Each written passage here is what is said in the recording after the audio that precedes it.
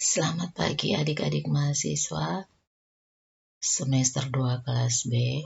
Selamat berjumpa kembali dengan mata kuliah yang berbeda atau baru, yaitu mata kuliah perkembangan peserta didik. Sebelum kita mulai dengan materi pembelajaran, pada pertemuan yang pertama ini, Ibu akan menyampaikan yang berkaitan dengan orientasi perkuliahan untuk mata kuliah perkembangan peserta didik. Nah, perhatikan bersama-sama, adik-adik pasti sudah mengenal semua nama mata kuliah ini. Ya, mata kuliah ini merupakan mata kuliah perkembangan peserta didik yang memiliki kode FK1206. Mata kuliah ini sebanyak 2 SKS yang diselenggarakan pada program studi PGSD di semester 2. Dan pada semester ini, Ibu dipercayakan untuk mengasuh di kelas B. Nah, adik-adik pasti sudah mengenal Ibu karena semester yang lalu kita sudah bertemu di mata kuliah teori dan psikologi belajar. Berdasarkan pengalaman masa lalu, Ibu berharap di semester ini adik-adik lebih giat lagi dalam proses pembelajaran untuk mata kuliah perkembangan peserta didik ini. Oke, selanjutnya kita lihat capaian pembelajaran untuk mata kuliah perkembangan peserta didik ini. Yang pertama, diharapkan setelah mahasiswa mempelajari perkembangan peserta didik, mahasiswa mampu menguasai konsep perkembangan secara umum dan konsep perkembangan peserta didik. Yang kedua, mahasiswa mampu menguasai teori-teori perkembangan. Yang ketiga, mahasiswa mampu menguasai faktor-faktor yang mempengaruhi perkembangan. Yang keempat, mahasiswa mampu menguasai prinsip-prinsip dan hukum-hukum perkembangan. Yang kelima, mahasiswa mampu menguasai tugas-tugas perkembangan. Yang keenam, mahasiswa mampu menguasai karakteristik perkembangan fisik peserta didik usia dini, usia sekolah dasar, dan usia remaja.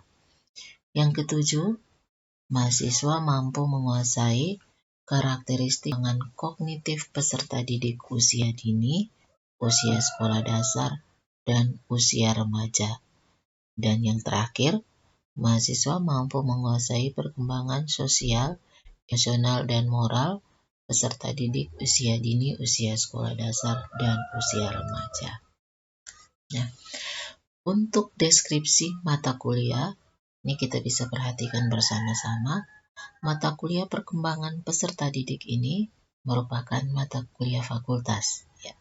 Jadi karena mata kuliah ini merupakan mata kuliah fakultas, jadi hampir semua program studi Fakultas Keguruan dan Ilmu Pendidikan akan mempelajari perkembangan peserta didik. Nah, kita lihat mata kuliah ini akan mempelajari tentang konsep perkembangan secara umum dalam hubungannya dengan perkembangan peserta didik, teori perkembangan, prinsip-prinsip perkembangan, serta mempelajari perkembangan fisik, intelektual, sosial, emosi, dan moral dengan implikasinya pada pendidikan anak usia dini, usia sekolah dasar, dan usia remaja. Oke. Selanjutnya, untuk bahan kajian atau materi, yang pertama, kita akan mempelajari materi yang berkaitan dengan konsep perkembangan secara umum dalam kaitannya dengan perkembangan peserta didik. Ya. Jadi dalam materi ini, kita akan melihat bagaimana konsep perkembangan menurut psikologi perkembangan, dan bagaimana konsep perkembangan peserta didik. Ya, apa itu pertumbuhan dan perkembangan? Nah, apakah pertumbuhan dan perkembangan ini merupakan dua hal yang sama atau berbeda? Materi yang kedua, kita akan mempelajari tentang teori-teori perkembangan dalam kaitannya dengan perkembangan peserta didik. Jadi ada bermacam-macam teori perkembangan. Pada semester ini kita akan melihat ya tentang teori-teori perkembangan menurut para ahli psikologi. Nah, materi yang ketiga berkaitan dengan prinsip-prinsip dan hukum-hukum perkembangan. Materi yang keempat berkaitan dengan tugas-tugas perkembangan. Jadi dalam tugas-tugas perkembangan ini, Hafik harus membagi tugas perkembangan ini berdasarkan masa. Yang pertama ada perkembangan masa bayi, yang perkembangan masa kanak-kanak, yang ketiga perkembangan masa remaja, dan yang keempat perkembangan masa dewasa. Nah, kemudian yang kelima, karakteristik perkembangan fisik anak usia dini, anak usia sekolah dasar, dan anak kerja. Jadi, sub-sub yang akan kita pelajari itu berkaitan dengan bagaimana perkembangan fisik anak usia dini, yang kedua bagaimana perkembangan fisik anak usia sekolah dasar, dan yang ketiga bagaimana perkembangan anak remaja. Jadi kita akan melihat perbedaan fisik dari ketiga usia ini. Materi yang ke-6, kita akan mempelajari karakteristik perkembangan kognitif anak usia dini, anak usia sekolah dasar, dan anak remaja. Sub-sub yang akan kita bahas, yang pertama berkaitan dengan perkembangan kognitif anak usia dini, yang kedua perkembangan kognitif anak usia sekolah dasar, dan yang ketiga perkembangan kognitif anak remaja. Materi yang ketujuh berkaitan dengan karakteristik perkembangan sosial, emosional, dan moral anak usia dini, anak usia sekolah dasar, dan anak remaja. Jadi sub-sub yang akan kita pelajari berkaitan dengan perkembangan sosial, emosional, dan moral anak usia dini, perkembangan sosial, emosional, dan moral anak usia sekolah dasar, dan yang ketiga, perkembangan sosial, emosional, dan moral anak remaja. Ya.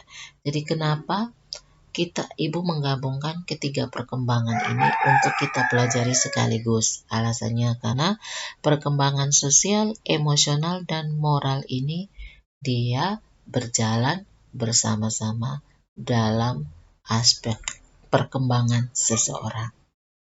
Oke.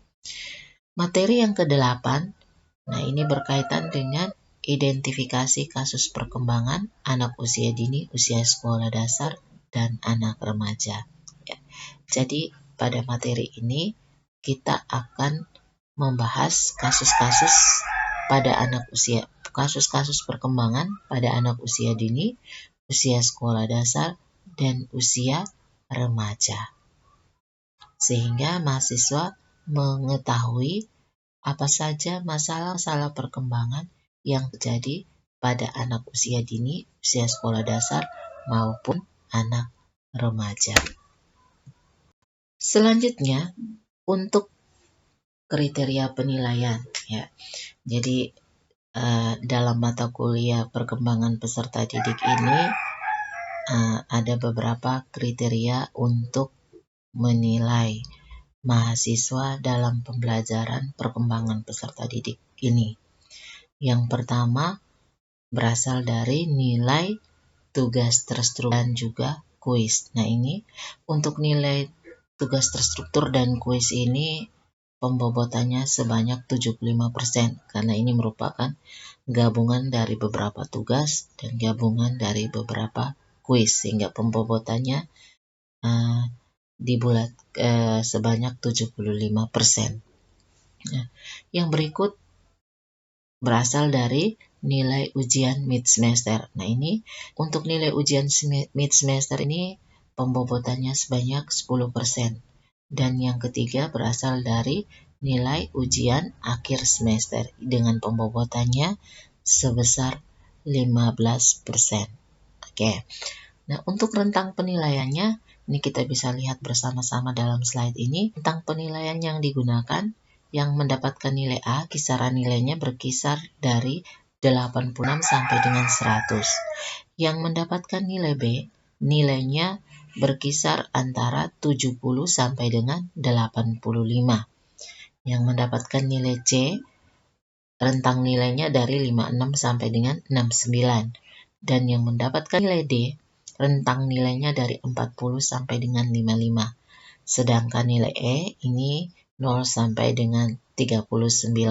Nah, ini biasanya berlaku untuk mahasiswa yang sama sekali tidak aktif di dalam pembelajaran kita. Nah, yang pada semester ini kita akan menggunakan metode pembelajaran ini secara e-learning atau daring melalui learning model. Nah, selanjutnya, setelah batas waktu yang ditentukan oleh program studi, mahasiswa tidak diizinkan untuk memperbaiki nilai. Oke, jadi perbaikan nilai akan tetap berlaku sebelum batas waktu yang ditetapkan oleh program studi, ya. Tetapi dengan cara dan etika yang baik, ya, pada saat meminta perbaikan nilai. Jadi berdasarkan pengalaman semester lalu, nah, semua nilai-nilai ini akan Ibu kirimkan kepada mahasiswa untuk dilihat bersama-sama oleh mahasiswa. Nah, kenapa nilainya hanya A, kenapa nilainya B, kenapa nilai saya C, sementara teman saya B, itu bisa dilihat kembali, ya. Karena itu berdasarkan keseriusan adik-adik dalam menyelesaikan atau mengerjakan tugas-tugas perkuliahan. Ya, jadi bukan hanya menyelesaikan, tetapi serius dalam mengerjakan dan mencari referensi yang benar. Oke. Selanjutnya, untuk tata tertib selama perkuliahan. Jadi, untuk tata tertib selama perkuliahan melalui e-learning model ini, yang pertama, mahasiswa diharapkan untuk aktif, ya. Jadi di dalam e-learning ini mahasiswa harus aktif, ya. Karena di setiap hari Kamis sesuai dengan jam aktif perkuliahan, Ibu akan membuka absensi, ya. Jadi diharapkan untuk mahasiswa sebelum membuka absensi terlebih dahulu mengikuti, misalnya jika dikasih materi maka terlebih dahulu membaca materi tersebut sebelum mengisi absen.